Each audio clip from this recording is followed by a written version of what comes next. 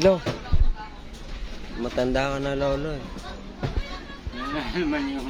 Ano kaya ipapamana mo sa akin lo kung sakasakali? Lahat ng nakikita mo ito, sa'yo na yan. Kasi- Yung pamayari nito eh. Kasi lolo, wala na akong kayang ipagmalaki sa pamilya ko eh. Ito bang lugar natin dito, kaya mo pang ipamahagi sa amin? Ay, kaya pag naghihingalo na. Bakit naman lo? Di ba sarili mong lupa to lo eh? Kasi nga, pinamana sa akin ito eh.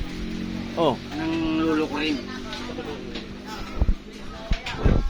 tawa ng tawa yung... Hindi mo ha. Mayroong magmana ng lola sa lolo niya. Oh. Ngayon, ikaw, kasi isang apo. Ay, pamamana ko rin sa'yo. Ako yung apo mo lolo. Nag-iisa kang apo.